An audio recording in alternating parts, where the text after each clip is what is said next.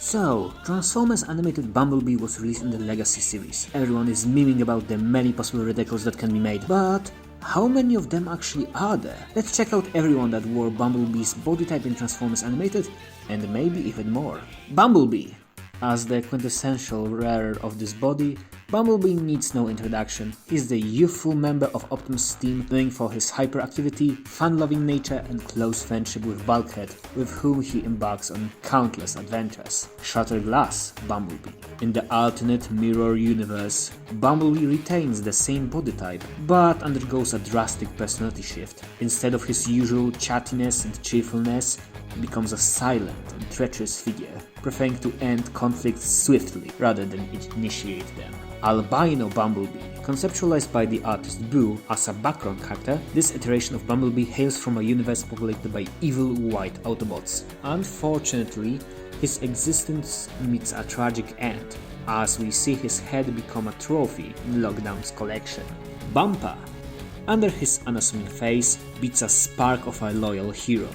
During a science expedition, his ship was shot down over the planet Puhul. After hiding the survivors, Bumper returned to the wreck to scavenge supplies, only to be kidnapped and tortured by his attackers. This torture lasted many days, but Bumper never disclosed where the survivors hid, making him a hero to the Autobots. Carrera. Carrera is a sports fanatic. His speech is constantly filled with sports slang and terms. He dreams of one day being an announcer for the Iacon 5000, the greatest Cybertron sports event on the planet. The issue is that Carrera suffers from a speech impediment, where he will often stumble over his own words. At least he's a great drinking buddy, can chug down oil without gaining any weight. This fact and his dream of becoming sports announcer is a reference to a real-life person, Ted Close, a friend of Jim Sorensen and Bill Foster. Chase is a massive liar, constantly making up stuff, but for him, he just sees himself as a storyteller that loves talking about fantastic, exciting and wonderful stories, that cleverly crafts subtle themes and develop interesting characters for all ages. So be wary if what he is saying happens to him, or is just a note smudged on the back of his hand. For abilities, Chase has a special radar that can scope even the smallest details. He's also really fast and brave, but that just gives him more stuff to brag about. Cliff Jumper.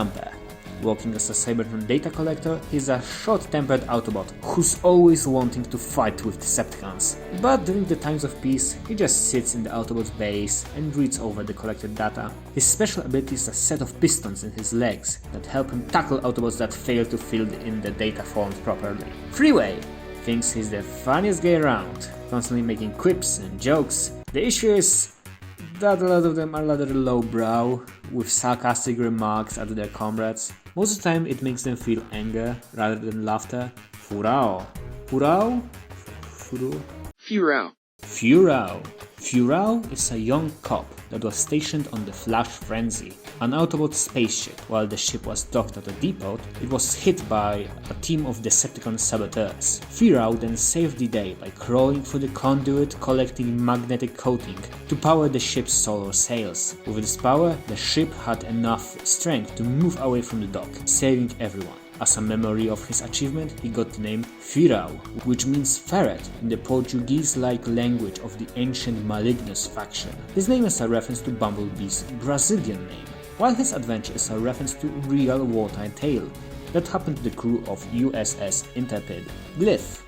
Designed by a freelance artist, Brian Drohad, Glyph is a researcher who studies archaeometry, a bit of a wallflower, but loves to talk about her current project. She has issues with making friends and often has trouble relating to her colleagues, spending most of her free time processing the projects of Autobot Science Guild. Despite her shyness, she's a friend of Tapout. She graduated from the Drought University after studying on the planet Gorlam Prime. Hubcap is either really lucky or has some sixth sense that makes him a master in gambling card games, so you better don't try playing against him. As a trivia, I can mention that this cameo in the episode Endgame is Hubcap's first appearance ever, since the G1 Minibot only appeared in the Transformers manga. Moscardo. A background character and a dock worker, enjoys some fancy oil. His creator Greg Sepelak mentioned he intentionally gave Moscardo a bit broader body, since he was bored with how similar all other body frames looked. This character is inspired by Bumblebee's European Portuguese name, that translates into Hornet. He's my favorite of these Bumblebee repaints, by the way. I just really like the white and yellow combo. Rapier. This is him. He has a sword. He's the original character. He has a sword. Searchlight.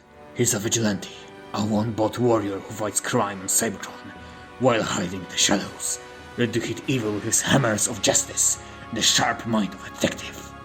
Yes, he's a giant Batman reference. Sedan. Doesn't like to get his hands dirty, is quite sharp-witted and focuses on tactics, but apparently he's a pretty nice guy after you get to know him. Siren.